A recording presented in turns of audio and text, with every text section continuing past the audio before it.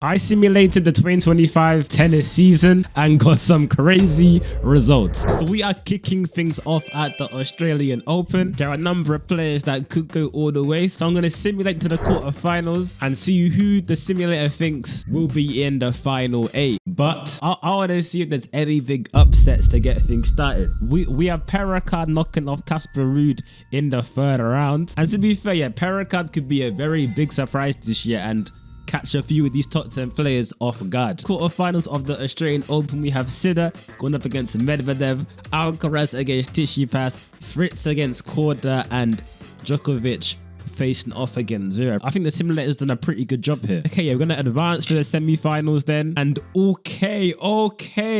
So Zverev managed to knock off Djokovic. Korda manages to cause the upset and defeat his fellow countryman Taylor Fritz. And of course, on the other side of the draw, we have Sinner going up against Alcaraz. Okay, I think it might be a Sinner Zverev final, but we will see. I'm gonna simulate it now. And yeah, I was right. We have Sinner played up against Zverev in the first Grand Slam final of the year. And yeah, we're gonna simulate the final, and Sinner does it. Sinner even bagels Zverev in the second set and won it in the straight sets. Wow, okay. First Grand Slam goes to Yannick Sinner. But in the comment section, let me know who you've got to win this year's Australian Open. Okay, we're now going to be simulating through the Sunshine Double. But while I was simming, I came across my first shock of the season. What did I just see? The Roy Kei Nishikori taking the Dubai 500. Okay, is that how he's feeling? Crazy results like this happened across the whole season. Bro, nah, this one might be a bit fake, bro. Which means it impacted the final year rankings a lot. And I'll be revealing it all towards the end of the video, so stay tuned for that. Okay, on to the Indian Wells then, and we're going to be simulating straight to the final. Oh no, we have the big server Opelka knocking off Yannick Sinner in the third round. And so in the Indian Wells finals, we have Alcaraz going up against Djokovic silencing the critics, silencing Pericard. We're gonna press simulate, and Alcaraz takes the win 6-2, 6-4 straight sets. We're now cutting straight to the final of the Miami Open, and as you probably guessed it, we have Yannick Sinner going up against Alcaraz once again. Who's gonna end their hardcourt series with a win? And it's gonna be Carlos Alcaraz, who managed to beat Sinner in straight sets, who ends his first part of the season on a high, taking wins in both of the Masters. And now we're gonna be moving on to the clay series, and this is where things start to get a little bit controversial. We're kicking things right off at the first ATP Masters on the clay court, and that's going to be Monte Carlo. So let's see who's going to enter the first final of the clay court series. And it's going to be what? Oh my God. We have Djokovic knocking off Sinner in the semi-finals, and we have Nick Kyrgios defeating Alcaraz in straight set. And imagine now the two doubles partners meeting in the final of Monte Carlo. That would be too funny. And we have Djokovic knocking off Kyrgios in straight set, getting himself another title under his belt. Nah, imagine if Kyrgios won that. That would be crazy.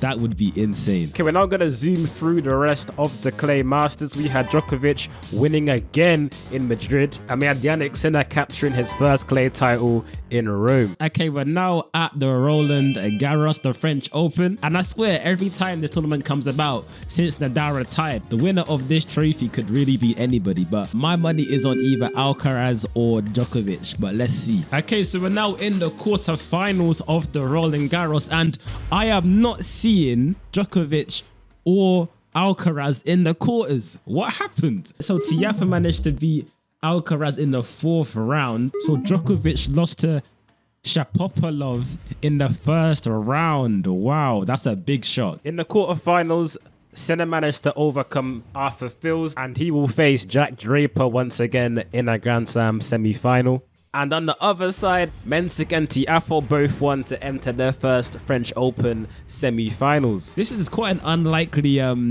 semi-final here. I like it. Okay, so in the final then, we have, oh my God, ain't no way. We have Draper beating Yannick Sinner in a 5-set thriller to enter his first Grand Slam final on the clay. And we have Tiafoe also beating Mensik in 4 sets to enter his first final on the clay, by the way. And we have Tiafoe winning it all, winning the Roland Garros in a 4-set thriller. I highly doubt this would happen, but you never know. But anyway, let's move on to the grass court season and see who's gonna take the glory over there. We're finally at Wimbledon, the biggest slam of the year, in my opinion, and we're gonna see if Alcaraz can do 3 in a row or somebody else is gonna snatch it from him. Let's find out. During the build-up, Sinner and Zverev took important victories, and Holger Rune and Tommy Paul winning in some 250s. So these guys are definitely ones to watch. We're in the quarterfinals and we're already seeing some similar names. We're gonna go back and see if there's any first round big exits. We have Zverev losing to Opelka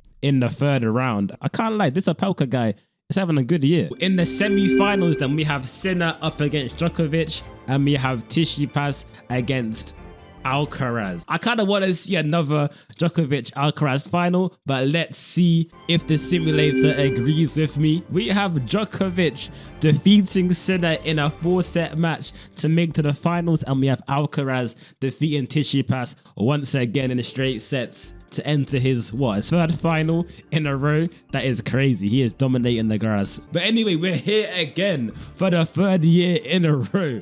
Alcaraz against Novak. I'm praying for Djokovic, but I feel like Alcaraz might be a little bit too strong for him. But let's see if Novak can claim Grand Slam number 25, is it? Damn. This game started out as most would expect, with Alcaraz taking the first 2 sets, but then Djokovic somehow manages to win the next 2 sets, 7-6, 7-6, taking things to our final set. And if this game was actually happening, I can imagine the crowd going crazy, rooting for both players. Actually, they'd probably all be cheering for Alcaraz and probably booing Djokovic. And to all those people that have chosen to disrespect. But in the final set, it was the goal of Djokovic coming through 6-4 to take his 25th Grand Slam. If that happened yet in real life, that would be, oh my god, that would be actually crazy. Complete cinema, bro. Have a good night. Now gonna move things straight on to the US Open final. During the build-up, Alcaraz really came through here, claiming both the Montreal and Cincinnati titles, responding well after losing that tough Wimbledon final, and this complete dominance continued into the US Open, where he defeated Zverev in the final. Moving on to the Asian swing, this didn't really have too much drama and was dominated by Sinner and Alcaraz taking both of the Masters. So now we're going to move things on to the final rankings and the ATP finals. So now we're going to go through the top 20 players and see who the simulator, the AI, has predicted. And already I'm seeing players like Holger Rune, Rublev and Casper Ruud all dropping out the top 20. So in 20th place we have Zhang. We then have Tommy Paul in 19th place, Ben Shelton in 18th place, Hurkacz number 17, Taylor Fritz 16. Somehow we got Nishikori all the way up to 15th place. That is a big surprise there. What kind of year has he had? So we then have Mensik number 14. We have Nick Kyrgios also somehow in 13th place. We have Dimitrov number 12, Korda in 11th, Perakard in the top 10, number 10. We got Jack Draper in 9th. That's a good year for him. We have Medvedev, so we just squeezed Jack Draper out the top 8 there. We have Alex de Minaur in 7th. Francis Tiafoe coming off that French Open victory. He's now number 6. Tsitsipas number 5. Zverev number 4. Novak is number 3. And the top 2 are just split by around 500 points. The simulation predicted Jannik Sinner to win the ATP finals, but it wasn't enough to pass Alcaraz in the final, who in the end just nicks the world number 1. In the comment section, let me know who you think is going to be the world number 1 and how accurate do you think the simulation was. That's been all me for today. Leave a like if you've enjoyed the video and want to see similar sort of content like this in the future.